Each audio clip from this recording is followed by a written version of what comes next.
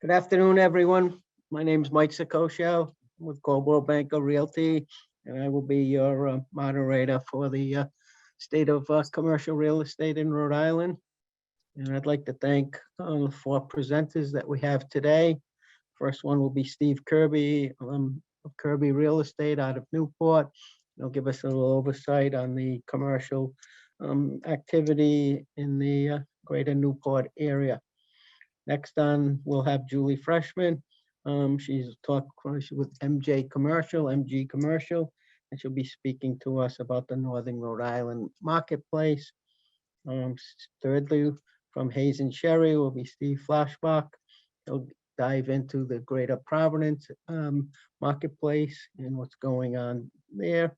And last, from Abbott Properties, we'll have Paul Harrison dealing with the Kent County area in Washington County. All of a sudden, I just want to unload. Well, thank you, everyone. And Steve, are you ready? And we'll start your presentation. I'm ready to go. All right, let's do it. All right. I don't know what happened. I don't think the slides are up, but that doesn't really matter. Yeah, we're having trouble on our end with the slides. We'll connect them in a minute. Okay, I'll just go for it. First of all, I want to speak about the office market in the Newport County area. It's kind of a what's the rest of the story type scenario. The good part is the vacancy levels are very, very low. In Newport itself, it's probably below 2%. The Middletown Portsmouth area, it's probably about 7.5% and dropping, which I've been doing this long enough. I remember when they were 32 and 36%. What we're seeing is the corporate world is expanding quite a bit. A lot of that is all based on people wanting to live in this area. So we never see companies coming in unless it's a quality of life situation. The other thing that's happening is the Navy base is 100% full. So they are pushing work back out into the community, which is a reversal of what's happened over the past 10 years.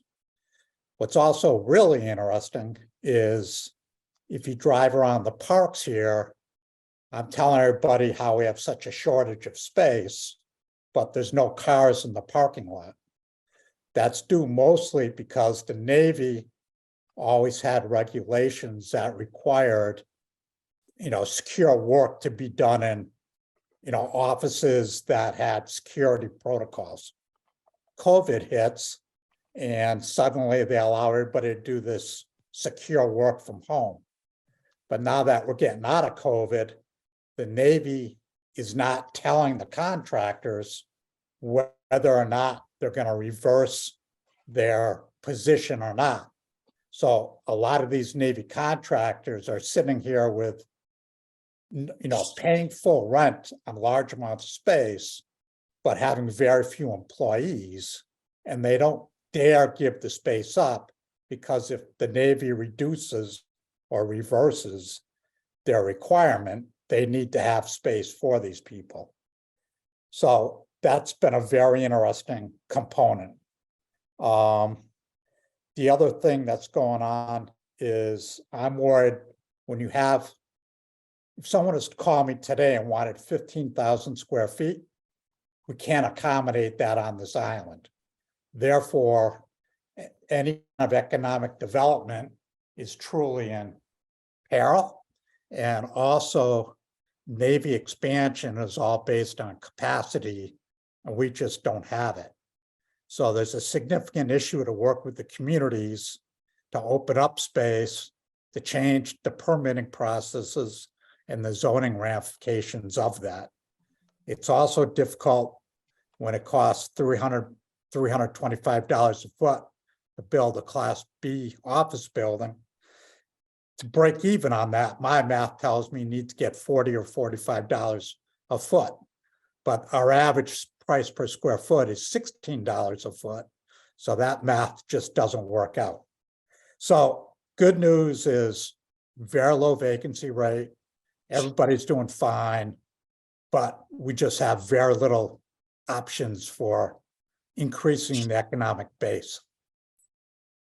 Second thing I want to talk about is the retail market. In Newport, right now, there's only 2 vacancies in all of Newport, which is incredibly unusual. Normally, we'd have 15 to 20. So the companies that have lasted through COVID, last year they saw an amazing year.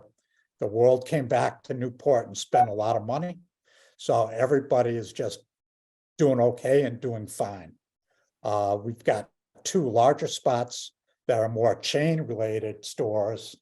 And we're just seeing that with the economy on a national basis, chains aren't ready to really jump in. So the locals will go for it today, but the chains are being more cautious.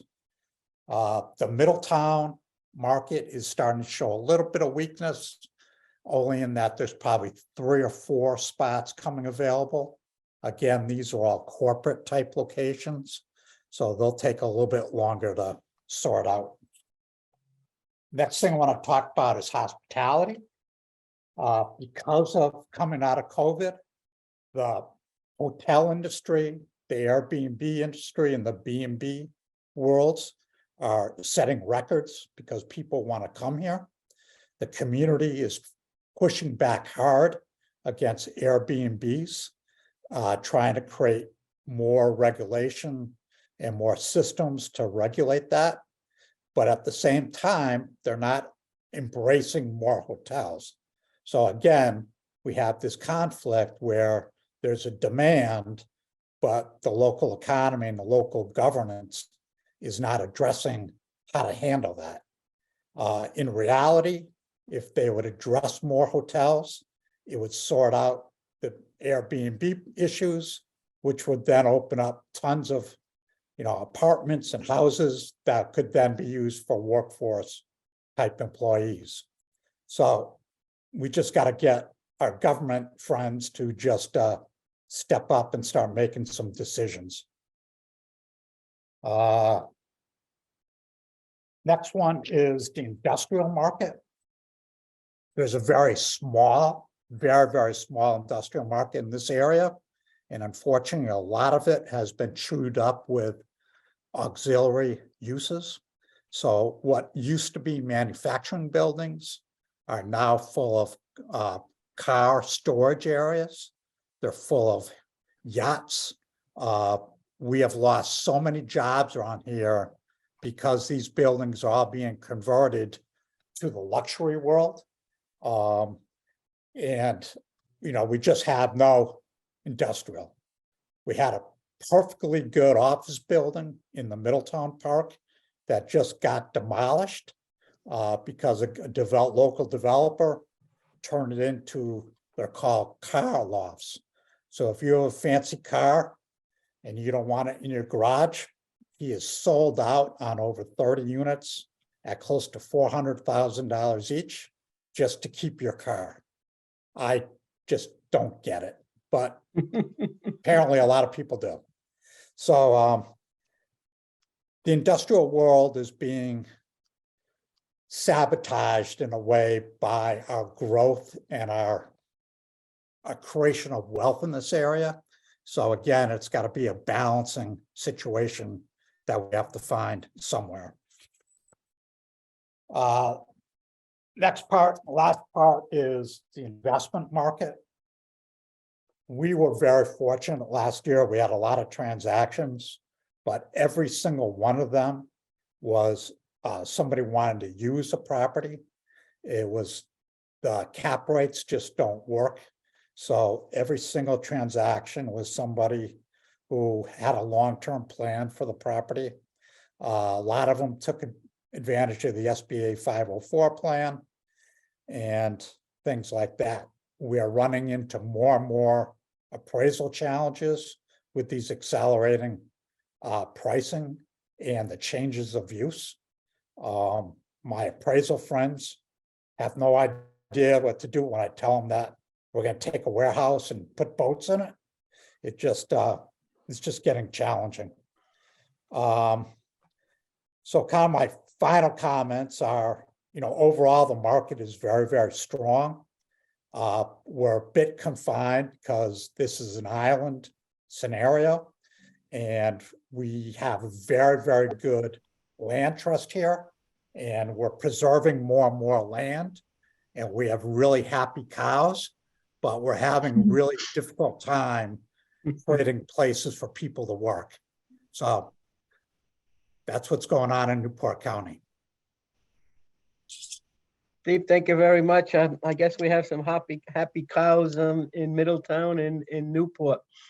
But one of the lessons we learned, and our appraiser friends have taught us that there's a new highest and best use for commercial real estate. And I think you showed us a good example and spoke about it, of turning a warehouse into a car loft. I mean, that's a very unusual use, difficult to appraise, but at $400,000 a unit, you must have to love your car. So Yep. kudos to you for that. That is one creative use of a building. Well, thank you. I appreciate your time.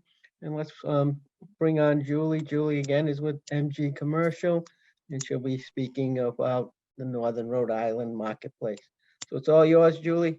Go ahead. Thanks, Mike. Hi, everyone. Thanks for joining us today. I'll be talking about the office, industrial, and retail sectors in Northern Rhode Island. In general, there's a steady and strong demand in Northern Rhode Island from local, regional, and national companies due to Northern Rhode Island's proximity to Providence, Worcester, and Boston, which make it an ideal location for businesses serving these areas. As was the case last year, due to very low inventory, we are seeing an increase in off-market deals, especially for industrial assets, which is expected to continue through this year. We've also seen a lot of activity from out-of-state investors in the northern part of the state. So I guess contrary to Newport, with Steve talking about very little investment sales, we've had, especially in the industrial market, quite a bit of that in Northern Rhode Island. I'll start off with the office sector. If you want to change the slide. The Northern Rhode Island office market is stable with low inventory to continue through this year. Post-pandemic, the northern suburban office market has seen employees coming back to the office quickly compared to downtown Providence. There's still some sublease space available from national tenants and CVS suppliers that have continued to work remotely or have downsized due to hybrid work schedules. Rental rates have remained consistent over the past couple of years, including this year, ranging from about $15 a square foot modified gross on the low side to $20 on the high side. Companies wanting to locate north of Providence, whether looking for Class A or B office space, will come up with a short list of options. Northwoods and Johnson is a larger office complex with top quality space that also supports the market north of Providence. There has been some recent activity there with lease renewals. The lack of inventory should signal higher lease rates, but the demand just isn't quite there yet for that to happen. The highest activity we've seen recently in the Northern Rhode Island market is in like the 3,000 to 5,000 square foot range for office space. Some recent office activity in the northern part of the state. Some examples are Denison Pharmaceuticals expanded by 11,000 square feet at 27 Wellington Avenue in Lincoln. Gem Mechanical expanded by leasing 15,000 square feet at 695 George Washington Highway. Autism Learning Partners leased 4,000 square feet at 24 Albion Road, and SOA Financial Group leased 3,500 square feet at Albion Road in Lincoln. Move on to the industrial sector. The Northern Rhode Island industrial market is still exhibiting vacancy rates in the 1% to 2% range for modern single-story industrial buildings. So still very low vacancy rates. Tenants in the market seeking industrial space in northern part of the state are hindered by a lack of options due to the overwhelming demand that we've seen for industrial space over the last few years. And similarly, there's an even greater shortage of industrial buildings for sale. Demand for industrial space continues to come from logistics, medical supply, public storage, self-storage is a big one, and direct-to-consumer sectors, as well as from companies looking for more space to have greater control over inventory and supply chain challenges. And we've also seen some demand increase from manufacturers, contractors, and engineering firms within the alternative energy and environmental sectors like wind, like contractors working on wind turbines, water, and solar. Lease rates are in the $5 to $6 square foot range, triple net for bulk warehouse space, $650 to $750 per square foot for general purpose industrial space, and around $10 per square foot for flex space. Sale prices are generally in the $75 to $85 square foot range for 20 to 50,000 square foot buildings. Pricing seems to have leveled off a bit with the increase in interest rates, but due to the demand out there and the low supply, we haven't seen pricing come down that much.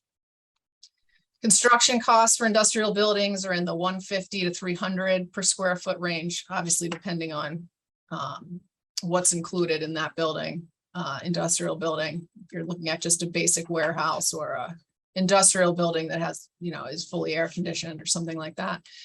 Despite the cost of construction, there are some speculative warehouse development projects in the works. Again, due to the limited supply of space. For example, an out-of-state developer is planning a 1 million square foot warehouse distribution facility on George Washington Highway in Smithfield. The build-to-suit leasing market is experiencing increased activity as well. But due to the cost of construction, the lease rates on those projects are more up into the teens per square foot. Just that's the only way the numbers work. Some examples of recent activity in the industrial market in Northern Rhode Island are a single tenant net leased 12,600 square foot building on over 7 acres, which does offer some expansion redevelopment potential at 263 Jenks Hill Road in Lincoln, was sold to an out-of-state investor for $2 million. A 25,900 square foot warehouse space at 1 Angel Road in Cumberland was leased to a fitness equipment company. And then the fully leased building was sold to an out-of-state investor for $2,380,000. A fully leased 51,000 square foot flex building up in Woonsocket at 1275 Park East Drive was sold to an out-of-state investor for $6,300,000.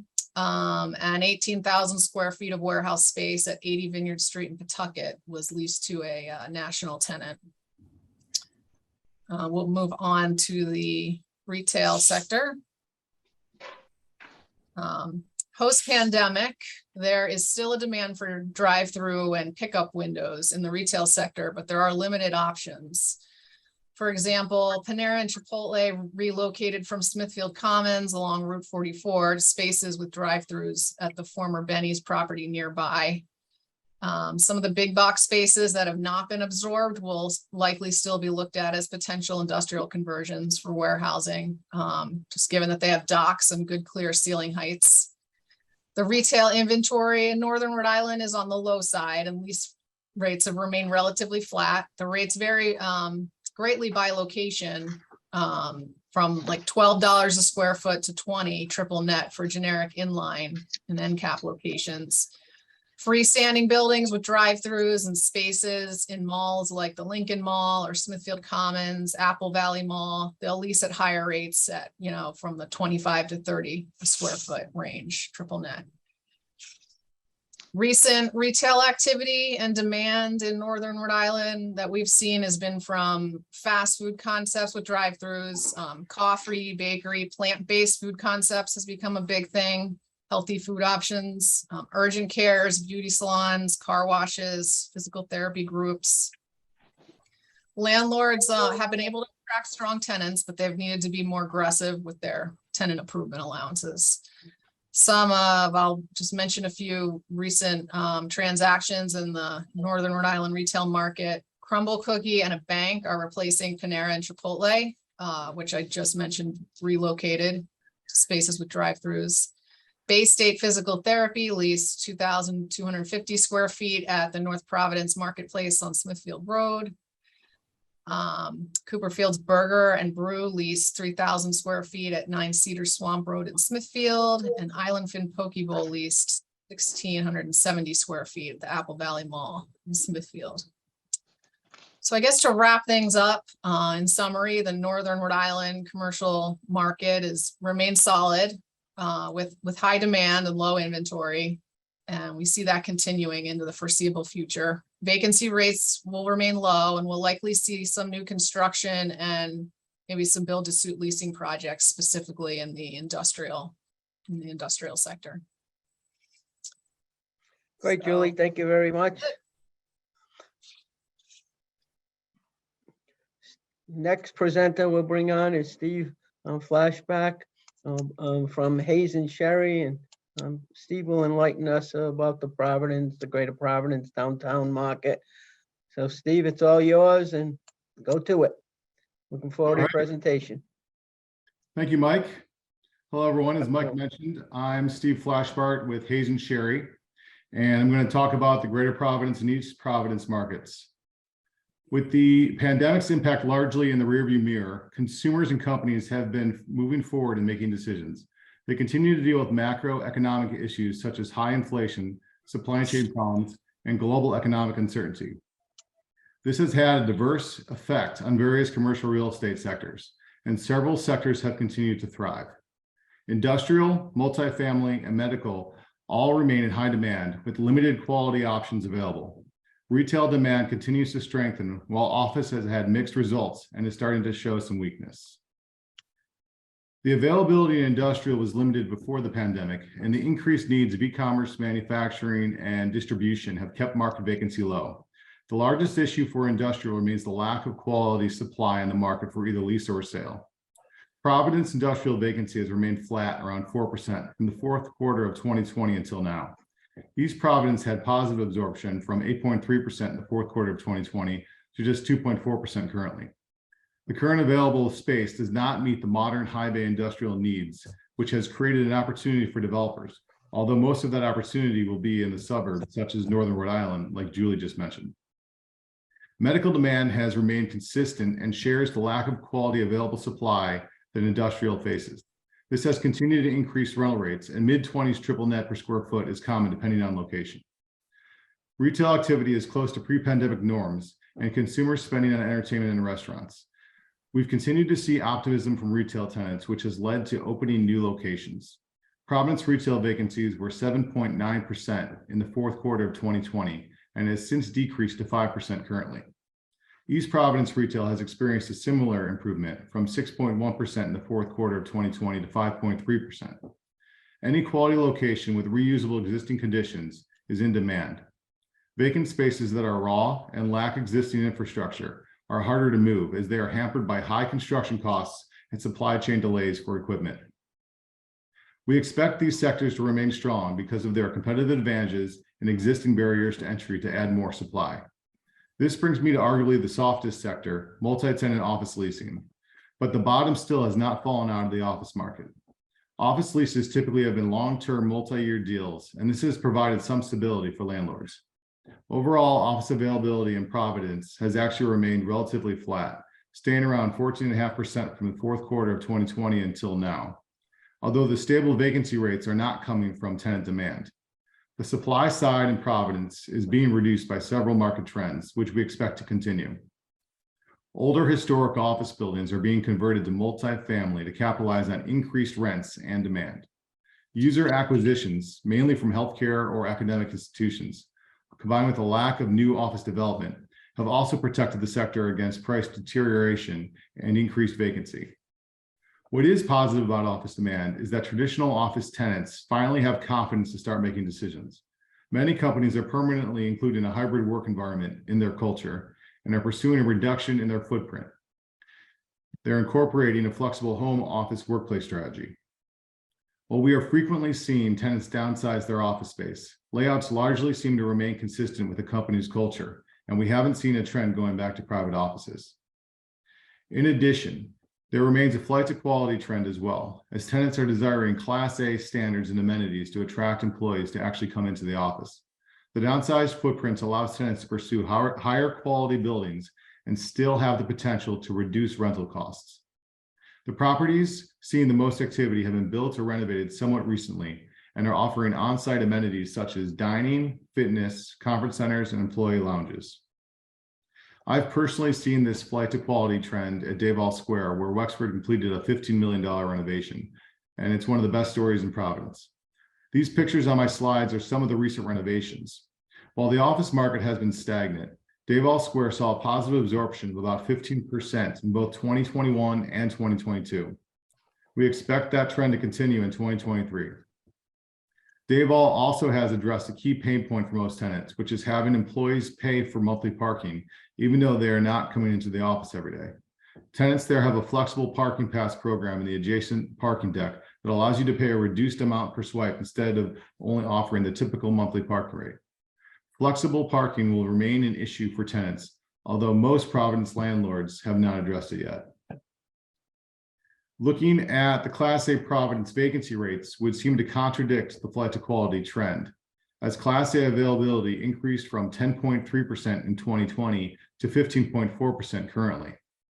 However, that entire 5% increase is in the sublease market, which has finally become an issue in Providence. It has been an issue in larger markets such as Boston for a couple of years now.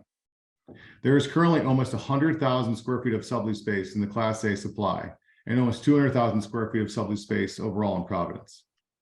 There is also some shadow space in the Providence Class A market that's not actively being marketed, but it will take years to sort out as corporate users' long-term leases start to roll. Direct vacancy rates in the Class A market have remained relatively flat, which is partially due to the typical long-term nature of office leases and a strong credit tenant base. This stability has kept rental rates relatively flat over the past couple of years, although tenant improvement concessions have increased due to escalating construction costs. We don't expect the vacancy rate or flight to quality trend to change much in 2023, unless there are additional unforeseen subleases that come available at some point. In East Providence, the office market has actually shown improvement as available space was reduced from 13% to about 11%. This is a combination of limited traditional office supply and a slight increase in demand as some tenants want a reduced commute time closer to their homes, which offers free parking. Jack, please go to the next slide.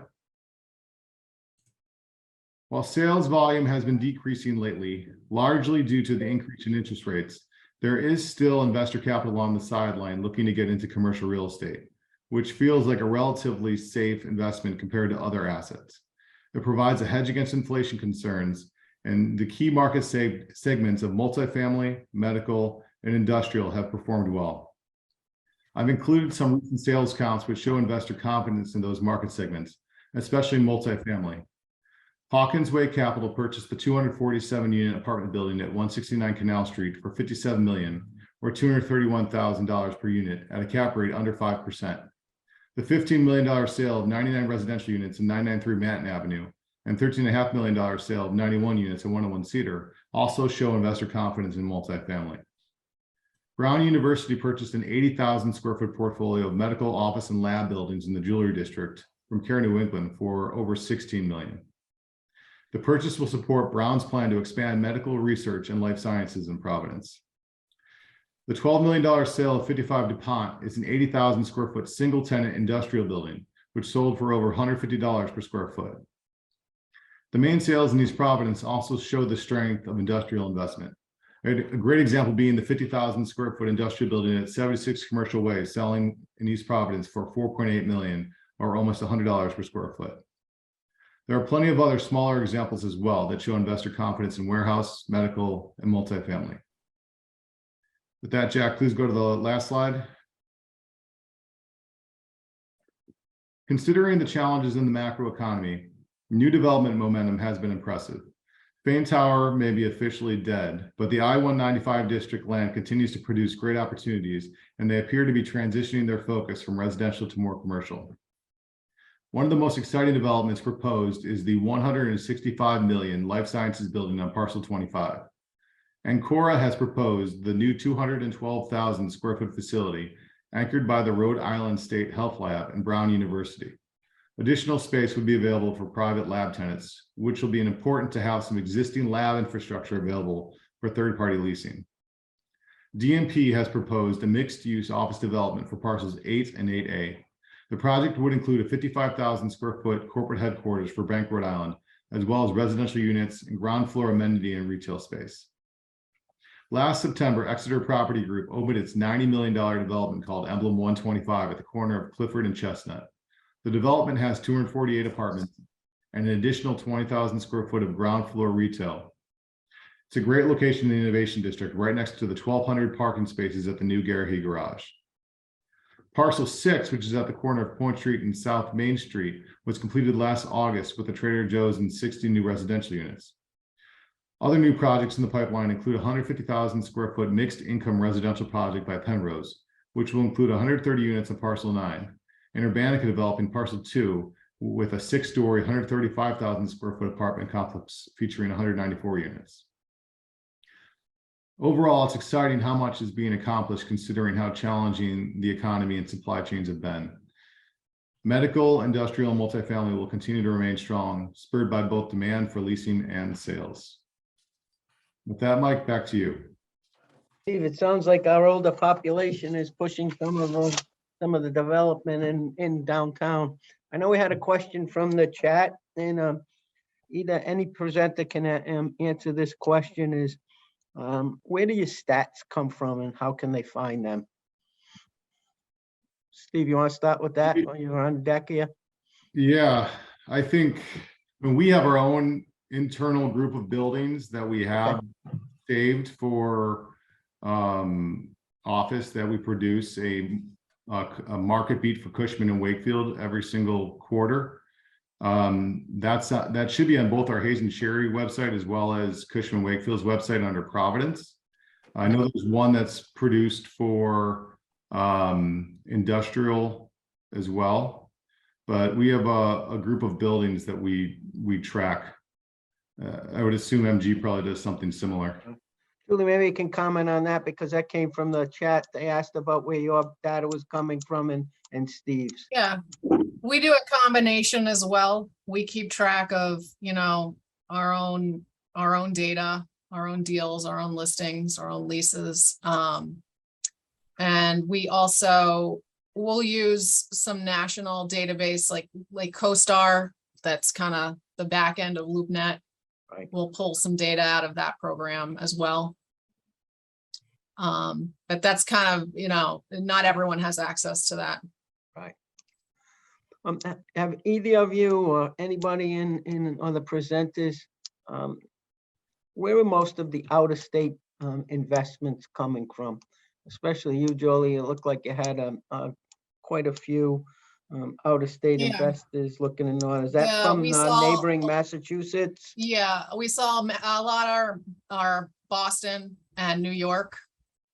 Those are probably the top ones. And so that's a lot of them, but from all over. Right. Steve, I have one last question for you. What do you think is the highest and best new use for a building in downtown or land? The highest and best. Well, the newest, highest and best. I mean, there are a lot of buildings that are being redone. Mall in Connecticut, the Crystal Mall is turning into an Amazon center. We heard of Steve Kirby speak about a building transformed into a car condominium. Is there anything unusual in the downtown market like that happening that might be worth speaking about? Well, the two that I would say excite me the most is the purchase that Brown made last year, the 80,000 square feet that they bought from Care New England, and they're going to be transforming that to kind of meet their own lab and life sciences need.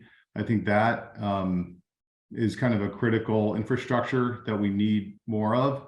I'm excited about Ancora's proposed development on Parcel 25. I think that having the state have existing lab space, Brown would have existing lab space in there, but having the ability to have third-party infrastructure in place is something that I think would be fantastic. You're not going to be able to build an office building without the tenant in hand, and there's so much uncertainty in how traditional multi-tenant office use is right now. But if we could get some good infrastructure that exists for third-party leasing in lab space, I think that would be fantastic. But you have to have, the kind of larger parts of the building already leased, or the larger users in place, so that you can have that third-party space. Very good. Thank you, Steve. I'd like to bring on our next presenter, and then we have Paul Harrison. Paul Harrison is with Abbott Properties in Warwick, and he's going to speak to us about Kent County and Washington County and the activity there. So, Paul, all yours. Thank you, Mike. Hi, Good everyone. afternoon. My name is Paul Harrison. I'm an associate with Abbott Properties, and I'm giving you an overview of Washington County, East Greenwich, Coventry, West Greenwich, and Warwick and commercial real estate. I'm a numbers guy, and we'll go over all the numbers I came up with on all my research in these particular areas. You'll understand after this presentation that the market in these areas are strong. On industrial, retail is holding its own, and office is weak. You'll also see that the rents in commercial over 10 years has increased at some very high margins. New construction in some areas is non-existent. I'll start with Washington County industrial.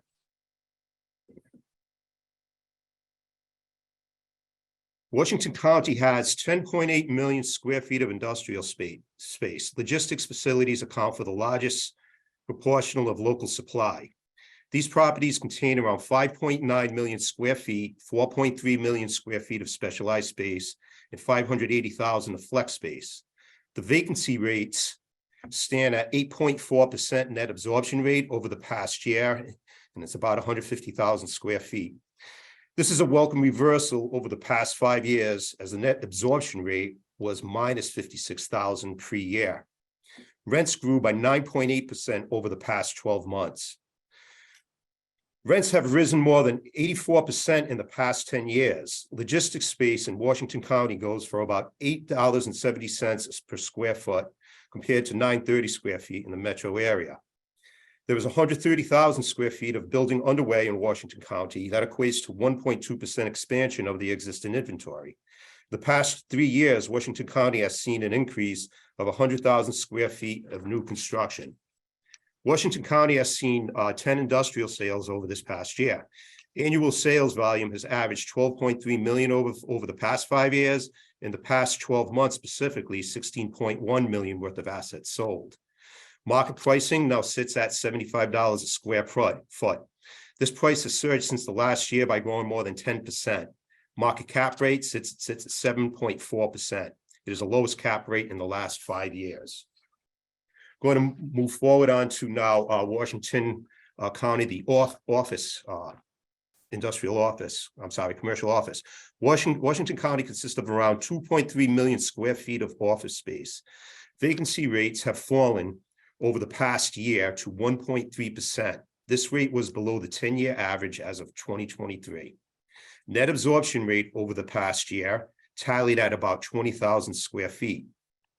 Rents posted a modest gain of 0.9% over the past year. This is the weakest rent growth performance here in several years. Went from 4.3% 3-year annual rate growth average. Office rents in Washington County, they run around the $22 per square foot mark. Buyers have shown some interest in Washington County office buildings. In the past 12 months, 11 office buildings have been acquired. Annual sales averaged right around the 6.3 million over the past 5 years. In the past 12 months specifically, 5.3 million worth of assets have been sold. Market price sits at 134 per square foot. The market cap rates right around 8.2%. There are a few basis points of last year. Moving on to the Washington County retail sector. Vacancies for retail in Washington County were under the 5-year average during the first quarter, but essentially unchanged from this time last year. Rents in Washington County have surged in the past 12 months, growing by 5%. Development for retail has been relatively steady over the past few years. Market sales pricing stands at the 176 square foot range. Retail space commands $18.60 square foot triple net average. Retail rents are 29.3% higher than they were 10 years ago. Annual sales volume has averaged 36.6 million over the past 5 years. The recorded transaction volume reached 78.6 million this past year. The average market pricing for retail sat at $176 a square foot. Market cap rate stands at 6.8%. I'm moving on to East Greenwich. East Greenwich is a relatively small submarket. It contains about 1 million square feet of industrial space. Specialized industrial space is the submarket's largest industrial subtype, standing at 750,000 square feet. East Greenwich industrial inventory comprises of 89,000 square feet of flex and 160 of logistics. Vacancy runs at about 0.2% and has declined over the past year. Net absorption rate over the past year came in at 99,000 square feet, substantially above the 5-year average. Rents grew by 10.7% over the past 12 months. Industrial rents in East Greenwich run for right around the 840 square foot mark. Specialized space runs at about a 690 square foot mark, which is well below the 970 metro average. It has been more than 10 years since an industrial project has been delivered. On rents posted an astounding gain of 10.7% over the past 12 months. Industrial rents today are 76.6% higher than they were 10 years ago. The sales end, East Greenwich is lightly industrial traded market where facilities really change hands. Presently, the sales price for industrial rests at $48 a square foot. This figure is up from last year. Market cap rate in this area is 7.8% for industrial in East Greenwich. Moving on to East Greenwich office. East Greenwich office is a mid-sized market that contains around 1.1 million square feet of office space. Net absorption rate over the past year is about 8,900,000 square feet. This is a welcome reversal of the longer term trend. These in the past 5 years have seen a negative absorption rate of minus 57,000 square feet per year on average. Rents posted a modest gain of 1% over the past year.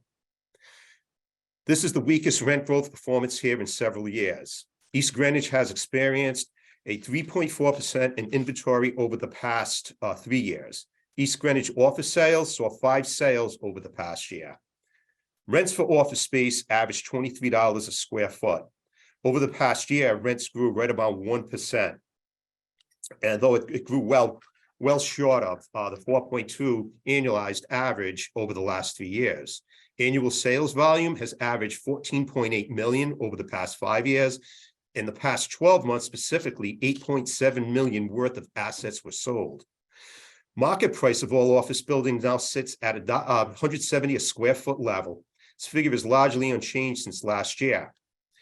At a 7.6% market cap rate is within a few basis points of its year ago levels. Structurally, it is lower than across the broader region. Moving on to East Greenwich retail. Retail vacancies in East Greenwich were slightly elevated relative to the 5-year average during the first quarter, and they increased modestly in the past 12 months. Retail rents have risen by 3.5% in the past 12 months. Development-wise, nothing is underway and nothing has delivered over the past 3 years. Retail investment market in East Greenwich is not very dynamic. Same time, market pricing stands at right around $163 a square foot. Falls below the region's average. Retail space commands $18.20 a square foot triple net on average. Rents posted a gain of 3.5% over the past 12 months. This gain is on par with the healthy annualized average rent growth experience over the past 3 years. Overall, retail rent growth in both East Greenwich has been solid. Retail rents are 28.7% higher than they were a decade ago. On sales, EG only recorded 3 retail sales over the past year. Annual sales volume has averaged 3.1 million over the past 5 years. The recorded transaction volume here reached 1.6 million in the past year. The average price per square foot sold on retail stands at $163 a square foot. Market cap rate has edged up to 6.9%. Moving on to the Coventry West Greenwich on industrial. Coventry West Greenwich is a mid-sized submarket containing around 3.1 million square feet of industrial space. Specialized is the largest industrial subtype. Coventry West Greenwich consists of manufacturing space in upwards of 1.6 million square feet. The rest of the industrial inventory is compressed of 40,000 square feet of flex and 1.4 million of logistics. Vacancies have dipped slightly over the past year at 1.6%. Net absorption rate over the past year clocked in at about 32,000 square feet, more than twice the 5-year average. Rents grew by 10.8% over the past 12 months, easily exceeding the 6.2 average annual change over the past decade. Industrial rents averaged out at about $12.70 per square foot. This is above the metro average. Specialized space runs for about $14.40 a square foot. Construction in Coventry West Greenwich is currently running at about 16,000 square feet. Coventry West Greenwich saw around 6 sales over the past year and not rent on the industrial side. Industrial rents in Coventry West Greenwich ran for right about the $12.70 a square foot. This rate is above the metro average. Specialized space runs for about $14.40 a square foot. The area's average annualized rent growth is 10.4% over the past 3 years. Over a longer horizon, Coventry West Greenwich rent growth clocked in at 89.6% higher than they were 10 years ago. Moving on towards the office space for Coventry West Greenwich. Vacancy rate has been unchanged over the past year at 0.9%. The rate was substantially below the 10-year average for the first quarter of 2023. Net absorption was essentially flat over this past year. Things look better, though, over the 5-year timeframes, as the submarket has posted 9,800 square feet of positive net absorption per 12-month on average.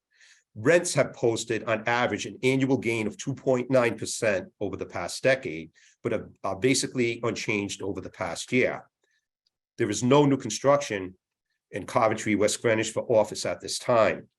Office rents in Coventry West Greenwich run for about $22 per square foot. Rents have moved little over the past 12 months, close to the weakest performance observed in the past 3 years. For sales pricing of office buildings sat at $114 square foot during the first quarter of 2023. This figure is largely unchanged since last year's cap rate, and now the cap rate now sits at 8.4%. Coventry West Greenwich retail. Retail vacancies were lower by just 1% for January and March. Rents have surged in the past 12 months by 5.2% year over year. The growth rate was close to the highest accelerated rate in the past 3 years. Net absorption rate is at 21,000. No new building currently. Only 72,000 square feet of retail space has been built over the past 3 years.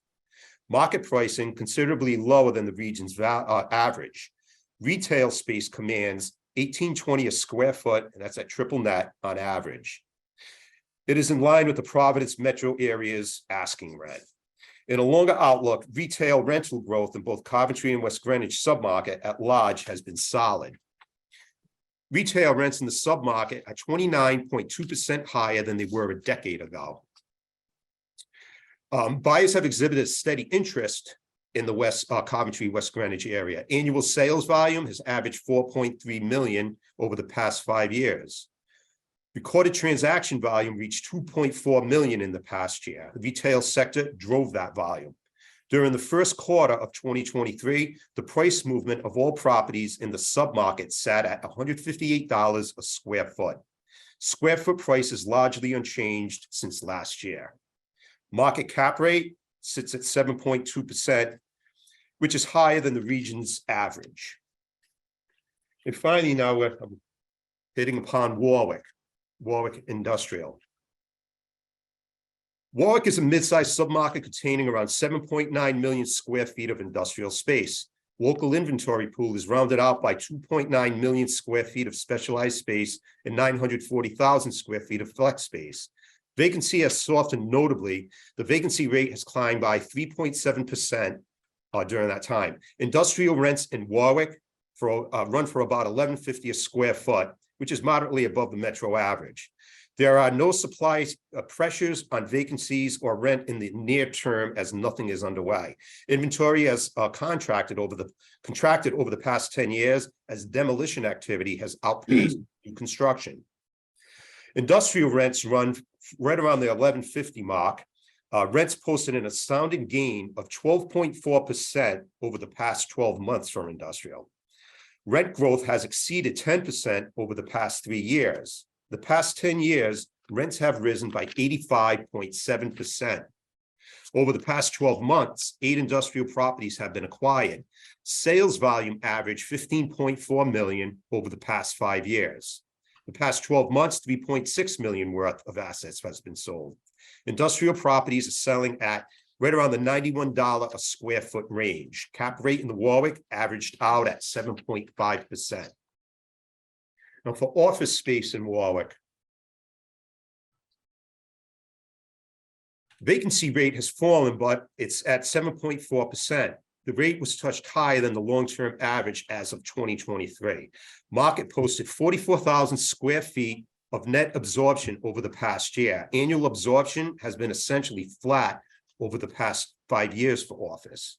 On rent, posted modest gain of 0.8% over the past year. These numbers are representing the weakest rent growth performance here in several years. Inventory in Warwick space has expanded by roughly 0.7% during the past year.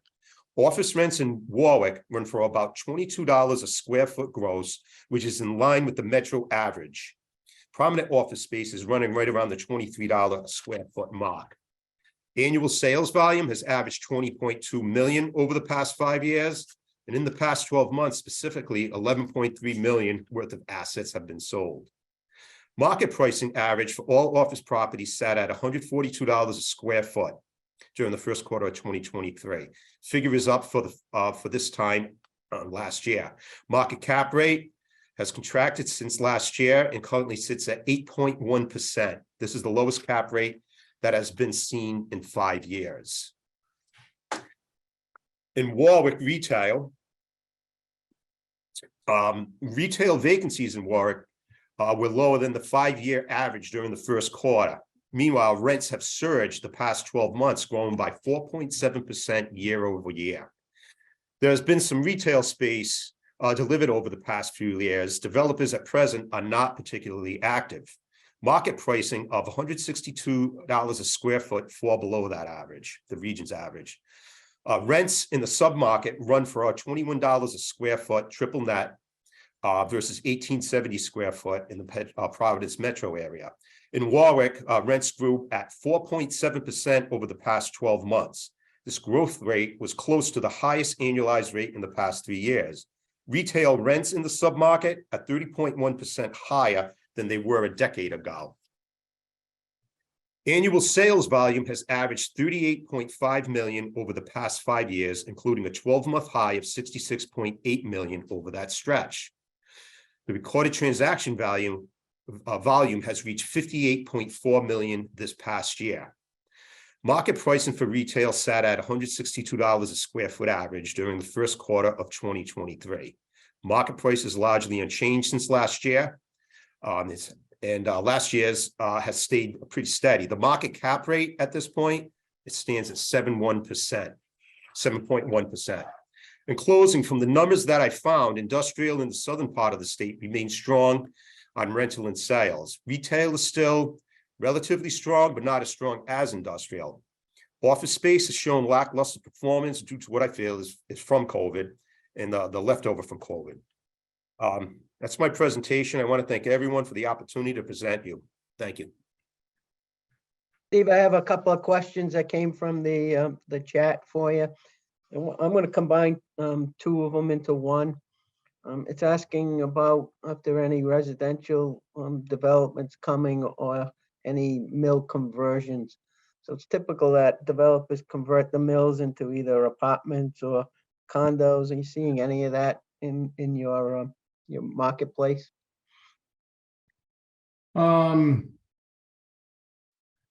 Yeah, there's definitely conversions of commercial buildings to multifamily, and I think that's going to continue to happen. I mean, you've seen a lot of that in the Pawtucket mills, but in Providence, the Providence mills, I would almost say I see it more in the office buildings. Like Right. in the news, you probably have seen like the Hive development, which was supposed to be a hotel, is most likely going to be going to be converted into apartment buildings. Just on our block, the building right behind us on Way Bosset, Palino just converted from an office building to apartments. So I think, you know, the conversion of mills, if it's in the right location, is definitely possible as well. I just think that there's a lot more better located office buildings that I personally have seen.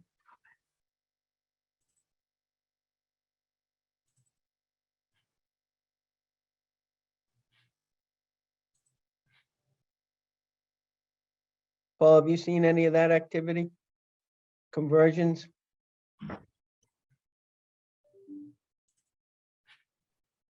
Well, I had some technical difficulties. Yeah, here I am. Um, But in Paul, go ahead. the Kent County area, I'm not really familiar with anything that's going on too much with the conversions. I have been seeing a lot of mill space that is available that, you know, with the what's going on in the housing market, residential, you know, it's kind of surprising that there isn't more going on.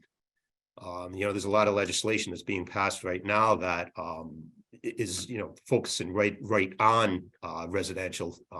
You know, it would be perfect if there was some around, but at this moment, I don't know too much that is in that area that's being developed. But Arctic Mill, yeah, that's going on. I did see that. Right. Very good. Let me see if we have any other questions in the chat. Somebody mentioned Arctic Mill.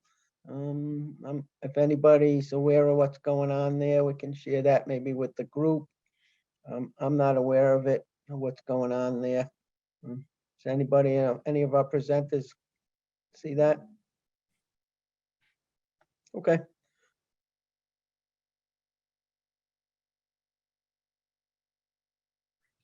I thank everybody. I thank everybody for what they've done. And I think we have a thank you slide coming up.